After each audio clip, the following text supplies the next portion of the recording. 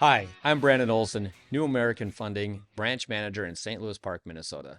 Today, I wanted to show you or discuss with you what does it look like for the process of getting a mortgage completed, right? What does it start with? Where do we start and where do we go? Who's all involved and so forth? There's a lot of steps to this process. And I want to just make sure that everybody knows and understands how that process works and why some lenders are not created equal.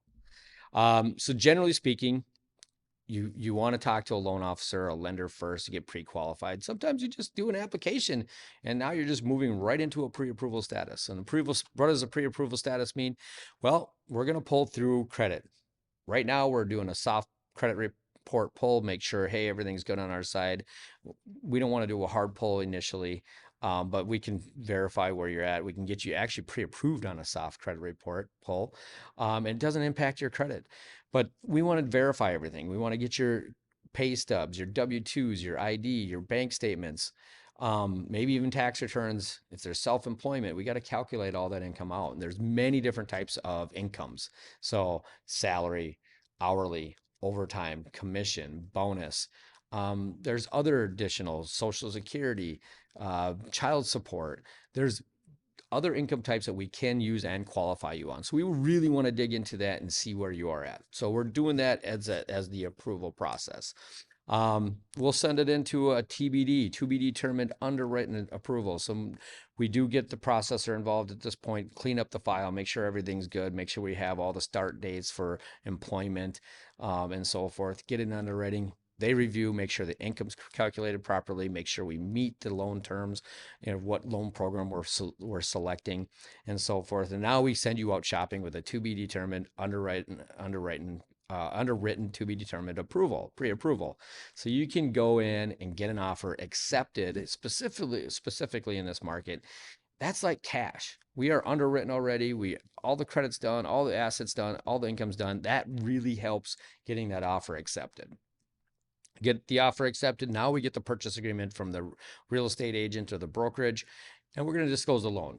Got to make sure we get the intent to proceed signed, make sure we go over all the disclosures, make sure that the payment, the lock, all that stuff is proper to what you want. And then we go into the next steps of that process. And that's where we get title ordered, appraisal ordered, um, get all that stuff done. Make sure we get updated documentation from pay stubs and bank statements and make sure the earnest money went through if we're counting that. And we do all that with that and get a conditional approval back from underwriting. So there's a few different people at this point in the process. We've had the loan officer assistant, if they have one, um, a loan processor, maybe even a loan processor assistant, that's four, and an underwriter. So we have five people already in this part of the process.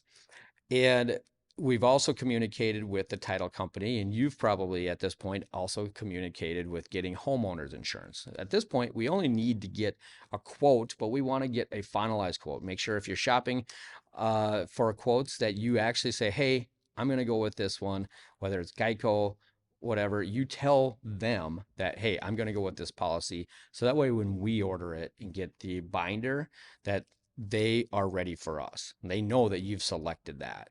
So we get that back. Now we're waiting for the appraisal to come in. If we had to get, sometimes we can get appraisal waived.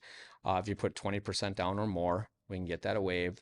But if we're waiting for the appraisal, we want to make sure that there's no conditions on that appraisal, health and safety. Make sure the house appraises for the right value. Get that all back. Now we can go back in underwriting for a clear to close.